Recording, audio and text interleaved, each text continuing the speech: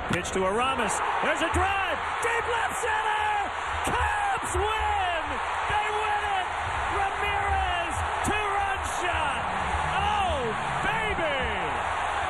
baby. It just was following my heart. And sometimes it's not about the biggest stage or the most money or whatever. It's about what do you want to do? What makes you happy? What gives you a thrill when you get out of bed every day?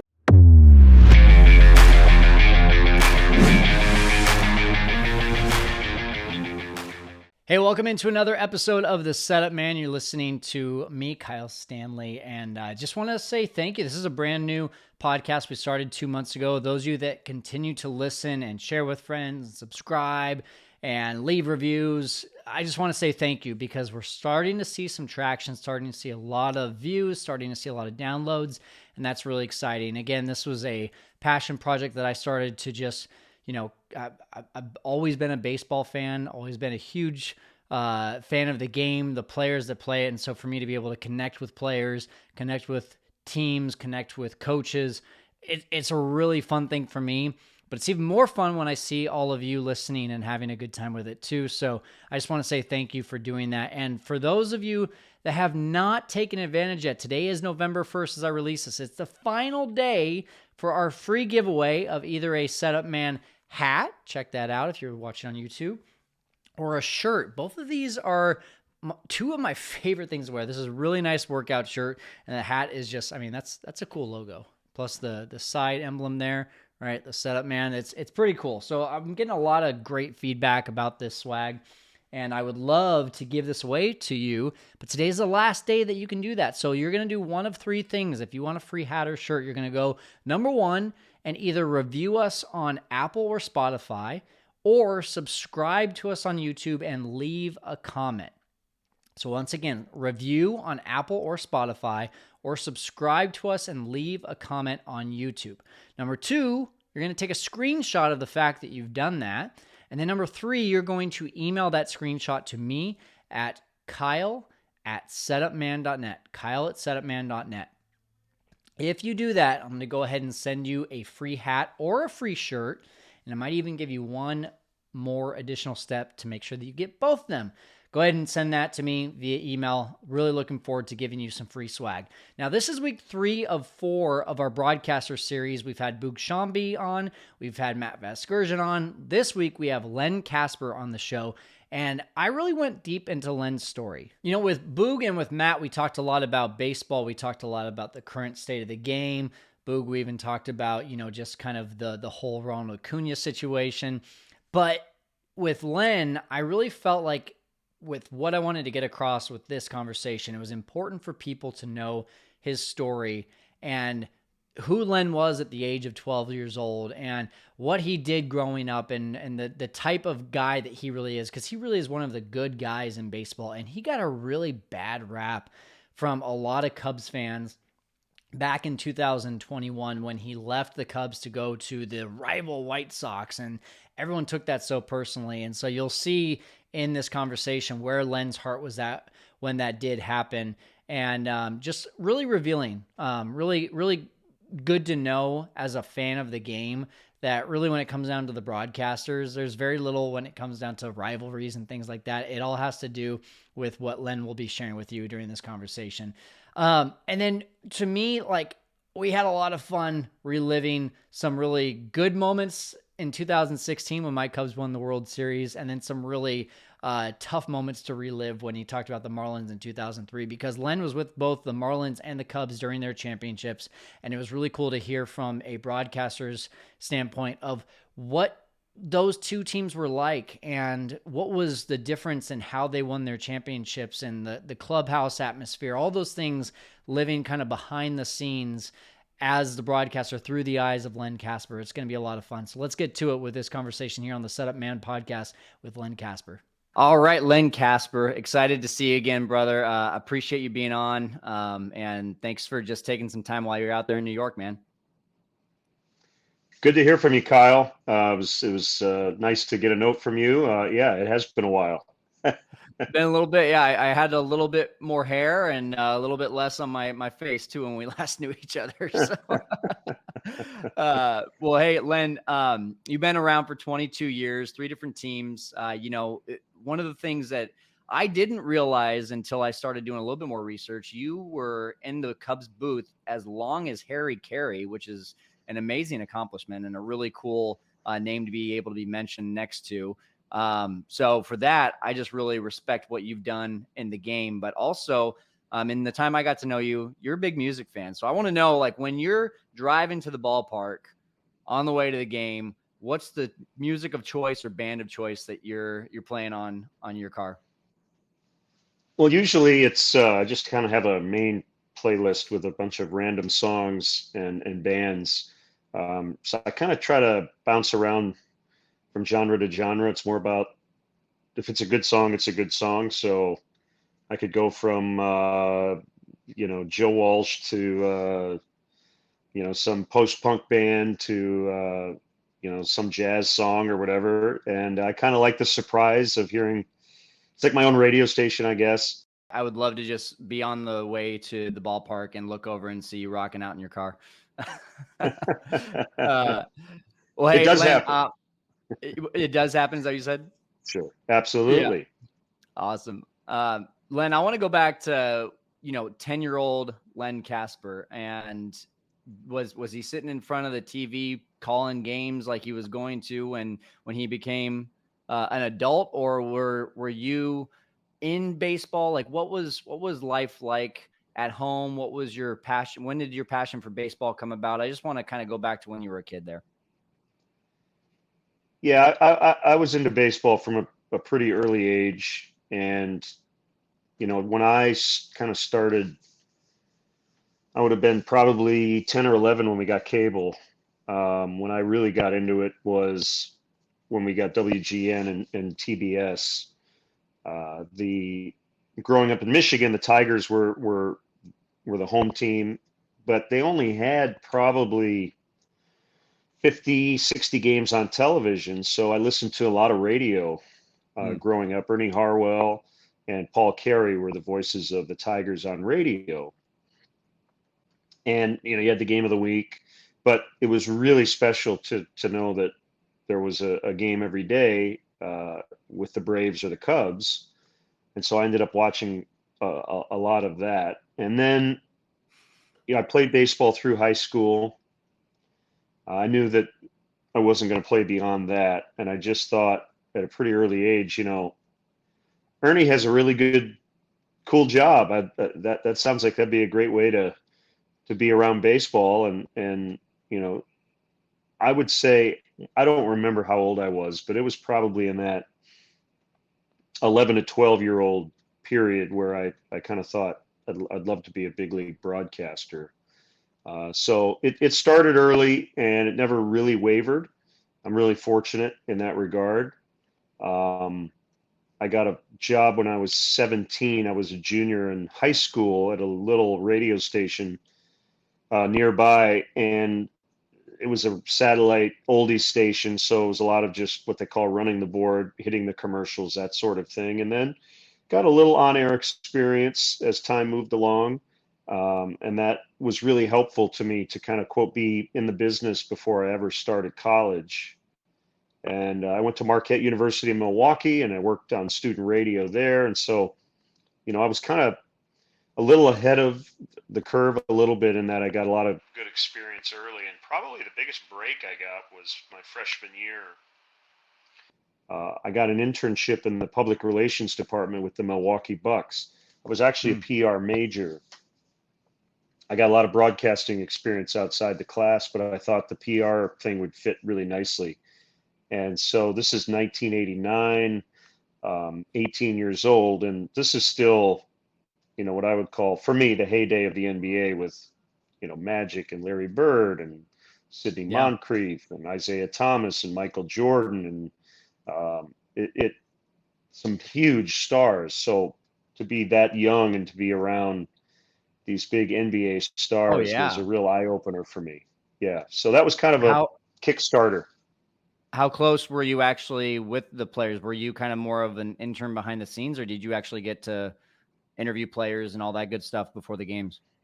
Well, we would get quotes after the games. Wow. Usually it was I think a coach and two players. I didn't really ask a lot of questions. I just kind of was in the scrum, and then I would, write down what they said, and then we would type up the quotes. And then I sat right on the court for all the games, which was pretty incredible. Yeah, it was fun.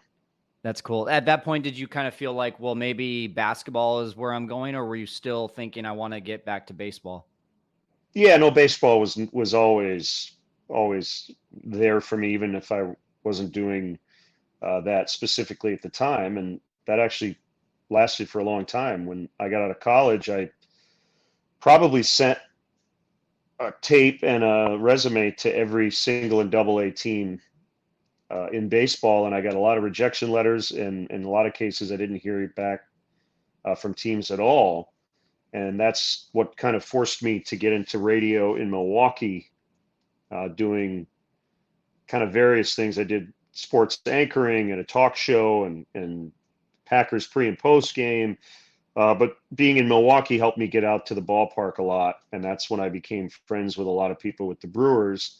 And eventually that led to me getting an opportunity to fill in on television play-by-play and a little radio. And having that big league experience is why I'm here today. Because if I hadn't had that opportunity and made all those connections at that time, I wouldn't have had a chance to do it. Because I never really did minor league games. I mean, I just did a very small handful of games in Beloit. Brett Dolan was the voice of the Beloit Snappers at the time, and Yep. I just called him and said, "Hey, if I take a free weekend or two and come down and just get some tape, basically," and he said, "Yeah, absolutely." He had no reason to say yes, but he was very gracious, and I'm very grateful to this day that he allowed me to do that. And again, it was just a small handful of innings I did, but I had enough tape to give to the Brewers that they were like, okay, we hear potential here. Yeah. And that gave me that opportunity. And how much longer after that were you hired by the Marlins? And did you realize that if you wanted to be in a full-time role for this, that it was going to be with a different team, or were you still trying to figure out if you could do that and stay in Milwaukee? Well, Matt left after the 01 season to go to San Diego, and Mhm. I was kind of immediately a finalist for the job. But what I've found is a lot of times when you're in the position of being the fill-in, um, you get pigeonholed as kind of the fill-in, and that's fine. I have no problem with that. And I do think that there are times when you have to maybe leave to come back. And so Darren Sutton and I were the finalists, and yeah, I was told it was an agonizing decision, and they picked Darren, and he and I became really good friends. And he's like, "Hey, you should apply for my old job, which was radio in Anaheim." Mm. Both radio guys had left. Mario and Pemba left to go to Detroit, and Darren left to go to Milwaukee. So I applied for the radio job there, and I was a finalist for that. Didn't get it. And that was the moment where I was like, I'm not sure this is going to happen, because I was 30. I think I just turned 31. And that's the moment where I'm like, I have a lot of experience, and I just kind of felt like I was really close. And then Dave O'Brien, who was the TV voice of the Marlins, left to go to ESPN. This was just after the Marlins were sold. John Henry sold the Marlins, bought the Red Sox. Jeffrey Loria sold the Expos to MLB and bought the Marlins. So there was a lot of change at that time, and I ended up getting the job after spring training had started, which I think was probably fairly fortunate timing, in that I wasn't competing against full-time radio announcers. It was, everybody already was working for that next year. So I think it did limit the pool. So that's how I got the Marlins job. And that was my first full-time gig in 2002. Was that just the biggest celebration / sigh of relief to say, I did it, I got that full-time job? Oh yeah, no, it was great. And I got the job officially on a Wednesday, and I had to be down at Melbourne, Florida on a Saturday. And I ended up, my wife and son basically stayed because my son was not, I mean, he wasn't even one yet. So it was just, hey, get down to Miami, figure out all your stuff. We'll come and visit. But, so we rented a place the first summer and we ended up buying a house. We moved in right after that season, but that was a whirlwind season to say the least. When you moved over to the Cubs, compare that interview process to what you went through with the Marlins. Was it similar? Did you have someone reach out to you, or were you in a long line of people trying to get that job? It was as dissimilar as it could get. There were no Yeah. resumes involved. I made one phone call and basically was told that they weren't going to call me. But they did know who I was, and I was immediately kind of on their short list. Essentially, the deal there was just come up, have a few meetings, talk baseball, talk philosophy, go out to dinner, and that was kind of it. Matt Vasgersian was up for the job. Dave O'Brien was up for the job. So it really had come full circle. And I remember talking to both guys during the process, and I told the Cubs and WGN, I know who you're talking to, and whoever you hire, they're going to be awesome. And I kind of figured I was third on the list because both had a lot more experience. Well, Dave had either a year or two left on his ESPN deal, and they were not going to let him out of it. Mm. And Matt had, I think, 2 years left on his Padres contract, and I think they were essentially, I don't know all the details and it doesn't matter, but I think they were essentially saying, if you want Matt, you're going to have to give us some sort of compensation. And so, I don't think the Cubs and WGN were willing to do that. So I wouldn't say I got the job by default, but I definitely felt like there were some things that kind of lined up perfectly. And then, Matt ends up at MLB Network eventually. Dave ends up the voice of the Red Sox, his hometown team. And we all to this day kind of laugh about how it really did work out perfectly for everybody. Well, it almost never does, but it did in that case. oh yeah. Well, I'm a big believer everything happens for a reason, but I specifically remember a conversation back in, it was either 08 or 09 when I was working with the Padres, and you were coming to town. I was talking to Matt about how you and I were going to get dinner, and his words were, one of the nicest guys in the game and has the best job in baseball. So I know now, knowing that Matt was one of the finalists, that says a lot about just how much he thinks of you too. And that's really cool. So I need to know though, like, as soon as you get into that seat, you're the first full-time play-by-play for TV for the Cubs, not named Caray, right? It was Harry Caray, and then it goes Chip Caray, and then you. And was that something that was very prevalent for you? Were people talking about that? Did you feel that pressure, or were you just going in like another job and doing your thing? Oh, there was pressure, but I had to ride it out. It was every day, and I got there and just said to myself, be you and do your thing. And Chicago is a very provincial, loyal sports town, which means that it can be very difficult on people who come from elsewhere. And the advantage and disadvantage I had was that I was not known at all in Chicago. The benefit of it was a blank slate, and I could kind of start from day one. And sometimes when you come in and you're known from at the outside, people have preconceived ideas of who you are, right? But the downside was, there was definitely a sense of who the heck is this guy? But again, I had a great partner in Bob Brenly, and you just, when you do this every day and you stick to your philosophy and you tweak it as you need to, you just hope that if you do good work, eventually people grow to like it. And what I can't really speak to how I was perceived or how I am perceived. It's just based on what people tell you. But, I just think when you do it for a certain amount of time, there is this sense of comfort that they hear a voice that is recognizable to them. So I've got one last question before I kind of go into a little bit more of on the field stuff and some of your experiences with players and coaches and stories along the way. There's a lot of articles. There's a lot of people that have asked you this question, but I want to go a little bit deeper.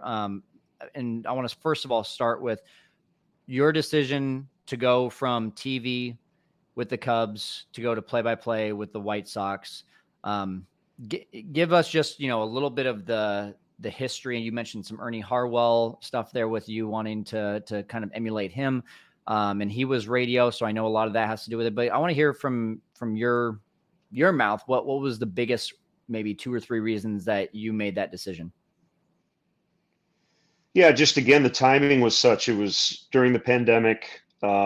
Ed Farmer, who was great to me, had passed away in April, and that next off season, they were going to hire a new radio voice, and I had just turned 50. My goal when I was 12 was to be the radio voice of a team. I had done 20 years of television. My son was close to getting out of college. My parents are not getting any younger. They're still in Michigan. I've never worked for an American League team. I've never been the lead announcer for a playoff game. And, for people who don't know, when you're doing local television, you get aced out of all the postseason. You don't get to call any games. So that mattered a lot. And I just thought, the 2 choices I have at this time in my life, I could keep this amazing job. But I started to think of all the boxes I had checked with the Cubs. And the main one was I got to see a World Series championship in 2016.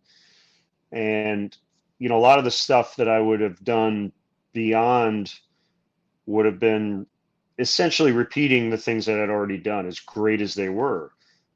But it was more of taking an inventory of the things that I hadn't yet experienced in this sport.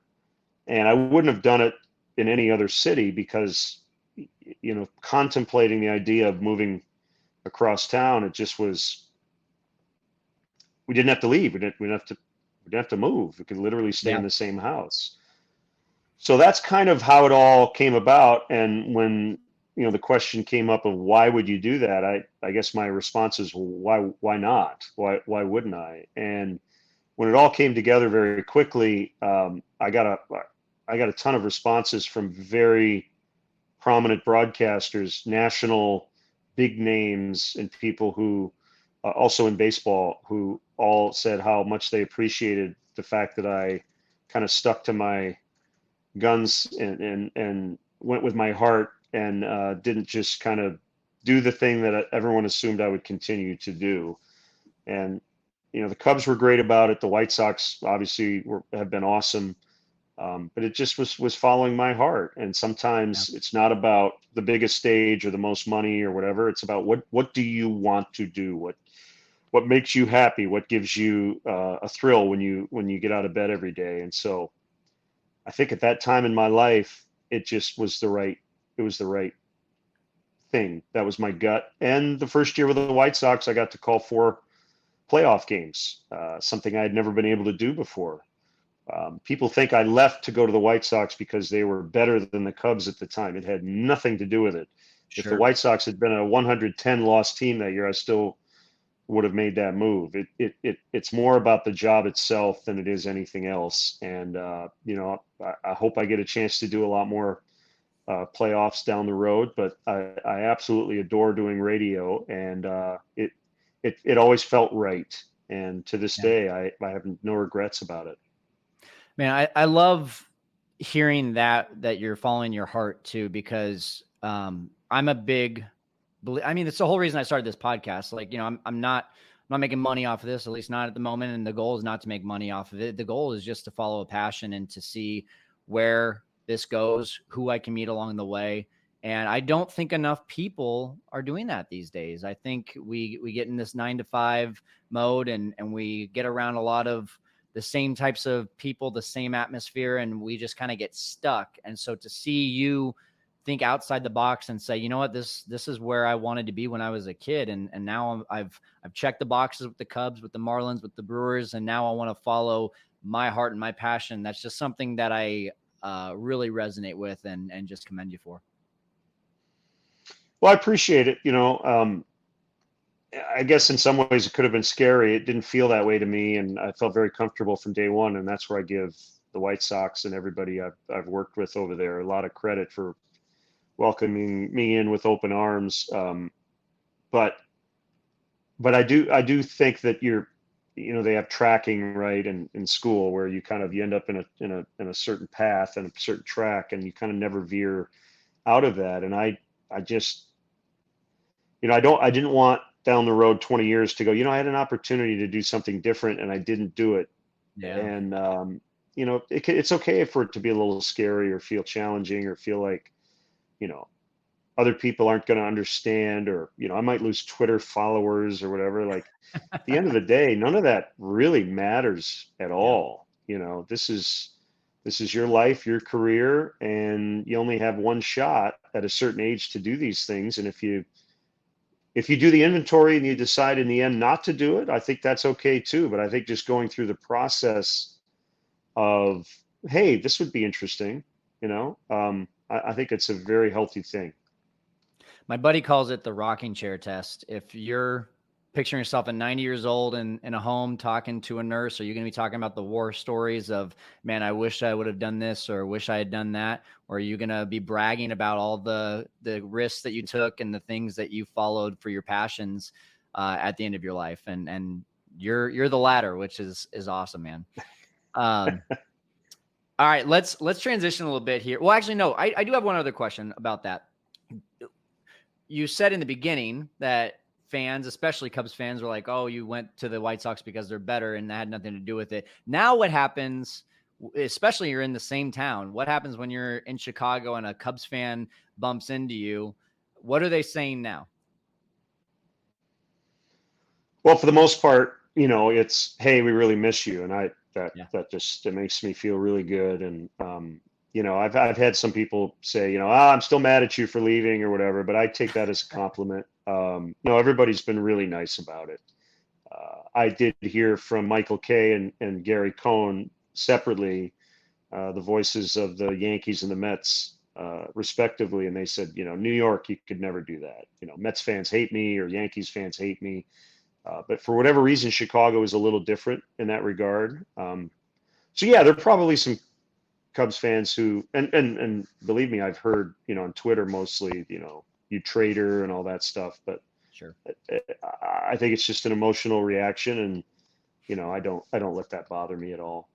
Yeah.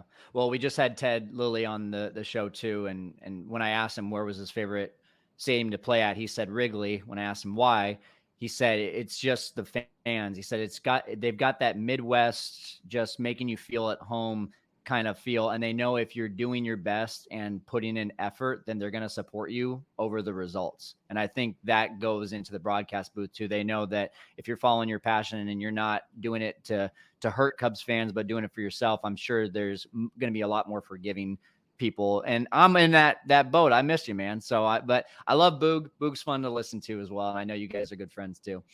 Let's move over to the field.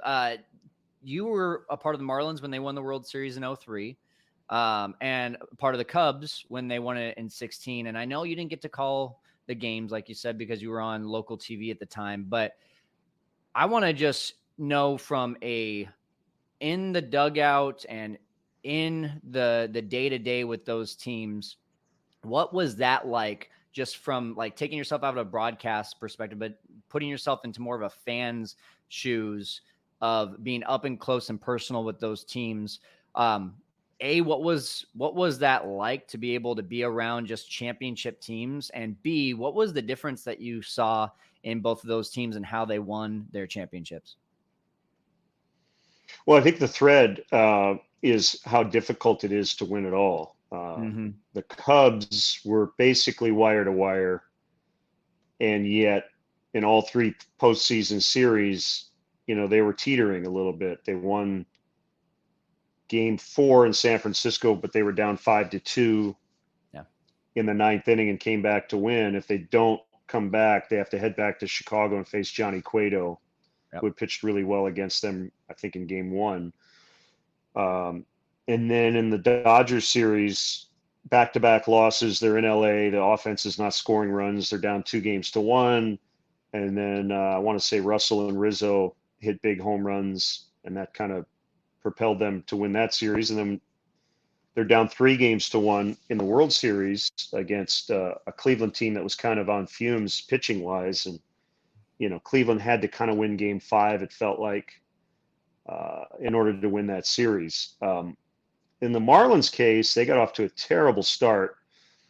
I want to say 16-22, and then maybe 19-29. They fired their manager in May and brought in Jack McKeon. And that felt like it just was such a shocking move. Along those lines, Miguel Cabrera and Dontrelle Willis around that time came up from the minor leagues. So it just kind of felt like everything all of a sudden changed, and they ended up a wild card team. Great players. You look back now, and at the time they felt like they came out of nowhere. But I mentioned some of the players earlier. But Pudge Rodriguez was there that year, Hall of Famer. Infield of Derek Lee, Luis Castillo, Alex Gonzalez, Mike Lowell. The pitching staff, incredible. AJ Burnett was actually injured. He had Tommy John surgery, but you had Beckett and Penny and Willis and Carl Pavano. I mean, and the list goes on. And then they acquired Ugueth Urbina to help close games. They went into the postseason as the underdog in every series. I think the Giants were a 100-win team. Beat them 3-1. And you remember Jeff Conine made the big throw and Pudge Rodriguez the tag at home plate to end the game. And then the crazy Cubs series, I remember going to the ballpark for Game 5 thinking that it's probably over, and it wasn't. It was. Don't bring up the pain, Len. Well, it was one of those things where I think everybody assumed it was over. Yeah. And then Game 6, I went into the Cubs radio booth and congratulated those guys because it was 3-0 going into the 8th. Yeah. And everybody agreed it was over, and then it wasn't. Yeah. And then the World Series against the Yankees, the first batter of the series, Juan Pierre, laid down a perfect bunt against David Wells for a base hit, and that kind of set the entire tone. Miguel Cabrera got buzzed up and in by Roger Clemens, and then later in the at-bat hit an opposite field home run. So it was just, I wouldn't say it was the little team that could, but it was definitely the team that everybody assumed would crumble at some point and never did. And when you're in the middle of that, it is really, really cool. That was a really fun month of October. I probably slept for 2 straight weeks after it because it is exhausting. I think I slept for 3 weeks after the Cubs run because of the emotions involved there. Yeah. But the similarities were when you're in the middle of it, the day-to-day team stuff on the field is almost exactly the same. It's huge and also not little, but it's huge and it's familiar no matter what team you're with. The biggest difference was the reaction and how much it meant to so many people when the Cubs won. Sure. That's the biggest difference is the parade. You're on the parade route and there are upwards of 5 million people in downtown Chicago. That's when it really hits you because you've been so, in the middle of it. You widen the lens a little bit and you go, oh my gosh. Yeah. This is incredible. So that's when it kind of overwhelms you a little bit. And I think the players would say the same thing. So a couple of questions about the Marlins team there in 2003. You mentioned Jack McKeon. When he came in, how much did you know about him? And then, of course, there was a lot of antics from I think one of the things in my mind is remembering him smoking a cigar in the dugout. So like what was it like being around an old school manager, and how much did you know about him coming in? Oh, it was great. I mean, I knew his history obviously, and he was a character. He loved to Yeah. argue and have friendly arguments and stuff. And he would mispronounce names or forget the names of his players. But my favorite Jack story is just sitting in his office before Game 6 of the World Series, and he's got Josh Beckett on short rest.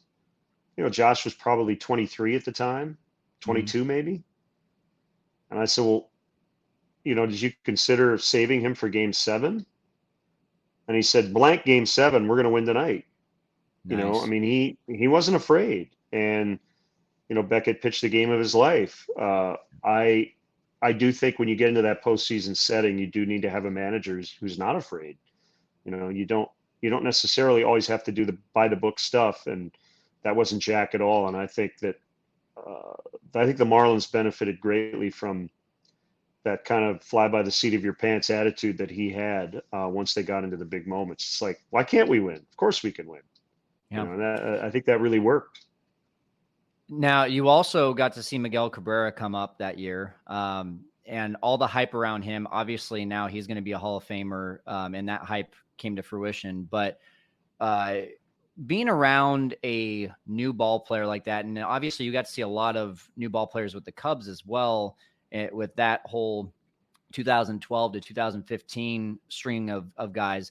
But compare seeing the Rizzos and the Schwarbers and the Baezes and the Bryants coming up to Miguel Cabrera coming up. I want to know, was there something different about the way that this kid carried himself that made you say, this guy is going to be something special? Or was there still a lot of question marks for you around him? It was the former. Yeah. To be as young as he was, I mean, he was 20, I think. He was already maybe the best hitter on the team. I mean, yeah, there was some stuff that he had to tighten up, but the opposite field power, the approach, the comfort at the plate, he was not intimidated by anything or anyone. I would make the Chris Bryant comp, but Chris was, had played college ball, and he was probably 24, 23, 24 when he came up and was the rookie of the year, with a lot of hype for sure. But you got to remember Miguel Cabrera, and I talked to him about this earlier this year. Was the last year I was on the field with him, and his home ballpark was Pro Player Stadium and then Comerica Park. And I'm like, if you played half your games at Fenway or Chicago you'd have 700 home runs instead of 500, whatever he has. And he kind of laughed and said, yeah, I mean, the fact that he's hit over 500 home runs and played half his games in these really cavernous pitchers parks is just remarkable. Obviously an over 300 hitter and all that stuff, but man, oh man. If we were having this interview 20 years ago and you said, is he going to be a Hall of Famer? I might have wavered. So I don't want to sit here and say that I knew at the time, but I knew he was going to be really good. And you remember he was a shortstop originally. Yeah. Came to the big leagues as a third baseman, played some left field, and then eventually kind of settled in at first base and obviously DH with the Tigers. But what a special player. There's no question. He's one of those guys I'm very fortunate to have seen at that time. And now I get to see him kind of come full circle in his retirement year. And it's always a big smile when I see him, and that makes me feel good. That's cool. Any Miguel Cabrera stories, especially when you were with the Marlins, stand out? Well, I think I mentioned the two. Well, his debut, he hit a game-ending home run in extras off Al Levine. First career home run, straightaway center. Probably hit it over 460 feet, and it was like, come on. that was absolutely ridiculous. And then the World Series moment where Clemens backed him away, and if you watch the video, Cabrera kind of gave him a look like, okay, all right, yeah, that's how it's going to be. And then he hit a home run. I mean, wow.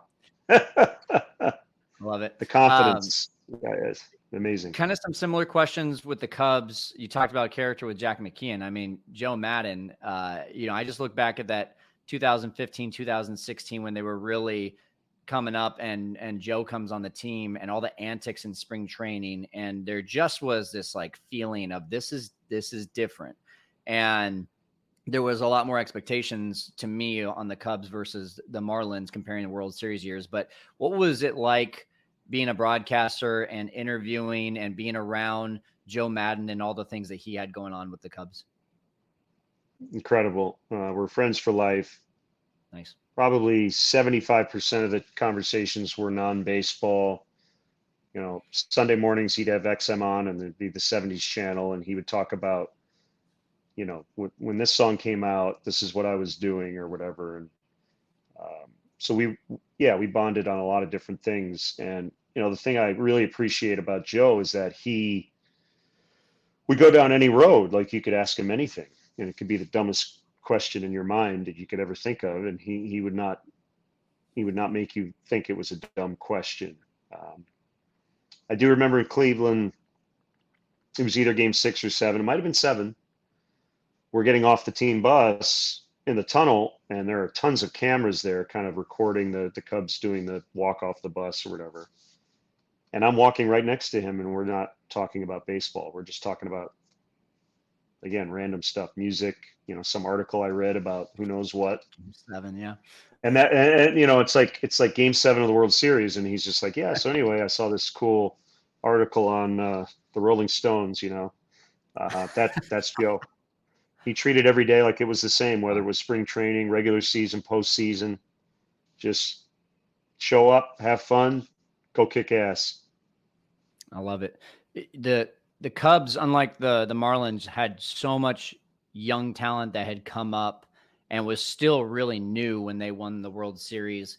We just talked about Cabrera, but all of these guys that came up from Rizzo to Baez to Schwarber to Bryant and Hendricks and some of these guys that just all this hype was around. Who stands out to you? Or maybe even a better question that I have is, which guy has left the biggest lasting impression on you?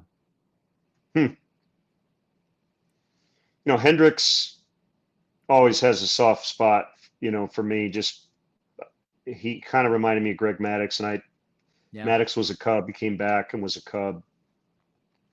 Kyle's just everything about him I love, on and off the field. Rizzo and Bryant are probably the two that had the biggest impact. Although, Baez, Javi, I felt like he saved the best for the biggest moments. Oh yeah, for sure. So that's the core, right? Schwarber's great. But Rizzo kind of felt like if you had to pick a leader of that team, it was Anthony. And I got to know Anthony and Chris Bryant really well. And, the thing I love about Chris is that he reminds me of Derek Lee a lot, in that you'd ask him a question, you get a very literal answer. And sometimes the answer is, I don't know. And I think we had him on a post game after a big win, and whatever the question was, he said, I'm not really sure. And I told him after that, I said, that's one of the best answers I've ever heard on the air. And he's like, why? I said, because everybody kind of fakes an answer just to kind of sound smart.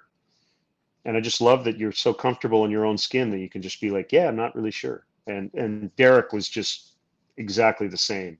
And sometimes you had to pull it out of him. But I always liked that if it's not something they had thought of before, they would say, yeah, I never thought about it before. Great. Well, let's talk about it then. That sort of thing. I love that. Just a genuine answer. That's yes. Good. What about Rizzo? You got to have a Rizzo story for us. I guess the thing that stands out is his family, and same for KB, but Anthony's parents, John and Lori, they would be at the park all the time. I actually ran into his dad earlier this season when we were here to play the Yankees, and he was staying at our hotel. And just salt of the earth, really nice people. His brother as well. I got to meet Anthony's fiance at the time, now his wife, and so they just were around all the time. And so it's when you get on that level where you get to know their parents, you kind of feel like you get a little insight into who the player is. Kyle Hendricks' father, John, I've gotten to know pretty well, and Nice. former golf pro, the whole deal. And I would see him walking out of the park after a Kyle performance, and we'd be talking about the game and that sort of thing. So that was a group where you did get to see a lot of the parents, just because they, as you say, they were young and just kind of coming up, and everybody wanted to be around the Cubs thing. So I think that's kind of the coolest part for me, is to get to know the people most important to them, which is I love not it. always the case. All right, before we get to our lightning round, I asked Ted Lilly a question that I'm also going to ask to Ryan Dempster, and I want to ask to you as well. Ted gave me a hilarious Lou Piniella story. What's your best or favorite or funniest Lou Piniella story in your time with him? Where do I know start? so many, I'm sure. Oh my Which is gosh. one that comes to mind? As soon as I ask that question, the first one that comes to mind. Well, just, he loved and he hated and loved and hated and loved every player on the team. Like Mark DeRosa became his favorite player, but like Dero and I still probably laugh about it. If he had an 0 for 4 or whatever, it was, we got to get a new second baseman. And then, 3 days later, it's like, he's the best player on the team. He kind of rode the emotional roller coaster. And I think that those guys all kind of felt that, but appreciated him for being as passionate as he was. And the other thing is, he was just such a sensitive, sweet guy. Most people saw the bluster and the ejections and the anger. The flip side of that is he would cry, in a sentimental way on a dime. He was generous, very kind. So, you kind of got the whole gamut of emotions with Lou. And I always appreciated that about him. But he was an open book, man. I mean, he would tell me stuff and the other broadcasters about things they were going to do before they happened. We're going to put this guy in the bullpen, or this guy's going to start. We haven't told him yet. Don't say anything. And like, there are times where you're like, I don't want to know this information. I'm going to run into this guy in 10 minutes, but he was he was trusting. And hey, doing what I do for a living, the fact that the manager trusts you with information that he's not going to tell other people, pretty cool. Well, you said he loved and hated the players. From a fan perspective, he seemed to love and hate the media as well. Was there any moment that you were kind of in that same Mark DeRosa shoes of like, one day he loved you and then the next day he's yelling at you or someone from the media? No, I mean, he would yell, but he would kind of vent to us, right? Okay. It was never like, no, I never had a bad moment with Lou, not one. That's great. The other thing for me is Ron Santo would do the Lou Piniella show, and I would sit in there with those guys, and to hear Ronnie and Lou just reminisce about all the old days. Oh, that had to be fun.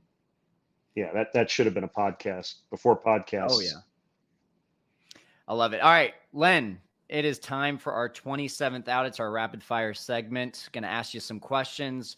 Quickest answer that comes to your mind. You ready to rock? Let's do it. All right. Name one pregame ritual that you have before all of your broadcasts. I feel like I have to have all the clips, like the media stories on each team and kind of the news of the day.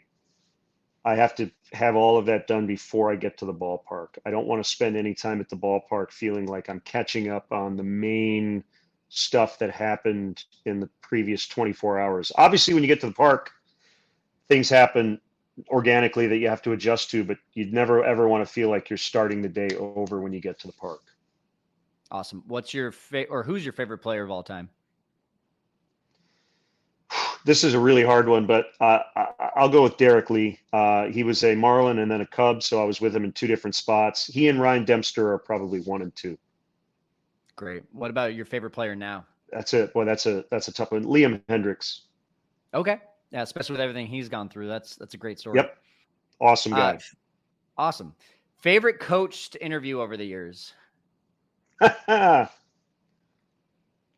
Joe Madden. Any specific reason why?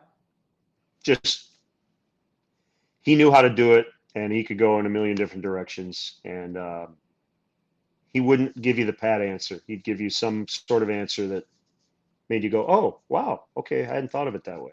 Favorite stadium to visit? Yeah, I'm going to go with non-home parks Yep. that I've worked in, but I will go. It's a tie between Dodger Stadium and Oracle Park in San Francisco. I love Oracle. We live about 3 hours away. We go to games all the time. It's great. Was there, you mentioned WGN, you mentioned TBS, you mentioned being able to turn on TV, but was there a person growing up that you knew that had an influence on you to start your love for baseball? My dad probably, just he was a big sports fan and would always watch the games with me. So yeah, it was him for sure. If a movie was going to be made about you, who would you like to play your character? Oh gosh. How about Eric Stoltz? Let's just kind of go in that direction. I don't know. Okay, I know that name. I gotta look. Who's he? What movies He's has he been been in? in a million things. Probably the one you might know is Pulp Fiction. He played the crazy drug dealer. I just think I guess he kind of generally looks the part, and I think he's a good actor. Okay.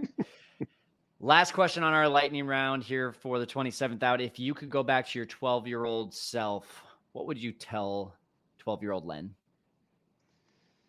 Yeah, another good question. I think I don't, on a career level, I'm not sure I would say anything because I do think everything had to happen for a reason, but maybe try to have a little more fun along the way. I think I was pretty singularly focused on, kind of that getting ahead.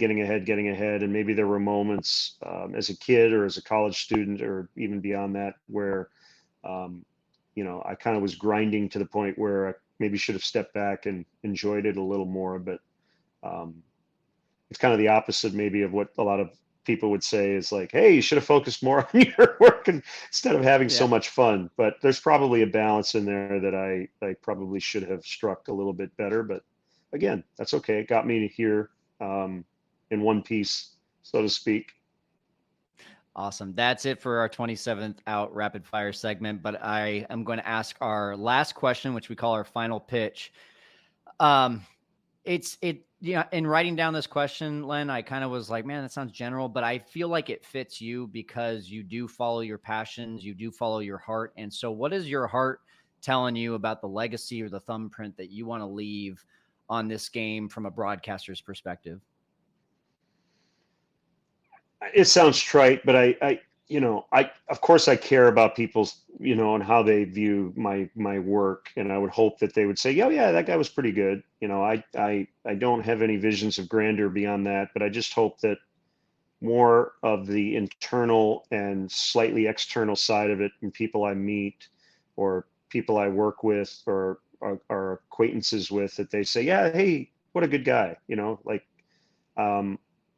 that matters more to me than the other stuff. It really does. At the end of the day, the lasting impact that this game and this job has had on me is all the great people I've met.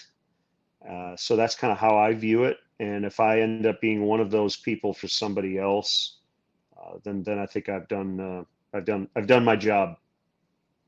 Awesome. Well, one of the reasons I wanted to have you on is because, like I told you, you've been a huge influence on my love for baseball, my love for especially the media side, and just appreciate everything you've done for the game. And as I said already, we miss you in the Cubs booth, but just very happy for everything that you've done in your career. And thanks so much for jumping on today and talking to our audience. You got it, Kyle, and I'm really happy you reached out, and so happy to see that you've got a family and you look great, and this just the whole look of this is really cool. I hope it's really successful. Awesome. Thank you so much, Len. You got it. All right, next week is week 4 and the final week of our broadcaster series with Chip Caray, the guy that I listened to growing up when I first became a Cubs fan. I mean, can you still just hear it now? Swung on and belted, and here comes the hook, right? Sammy Sosa and Kerry Wood just having historic seasons, and Chip Caray is the voice of that in the background. He's the grandson of Harry Caray, so very famous bloodline, but there's a really surprising story about him and his grandfather that I didn't even know until we had this conversation. So we're going to talk about that. Don't want to miss that, but also we're going to talk about why the Cardinals just stunk this year, right? First time that Chip got to work with the Cardinals and this historic trend of winning for them for over a century, and had one of their worst years and seemed like 100 years. So we're going to talk about all of that on the next week. Again, it's the final week of our broadcaster series. Please go subscribe, review, and share with 3 baseball friends. And again, if you follow those 3 steps, you'll get a free hat or free shirt if you're doing this by November 1st. Well, Setup Nation, that's going to do it for me. I'm going to go put my arm on ice. We'll see you next time.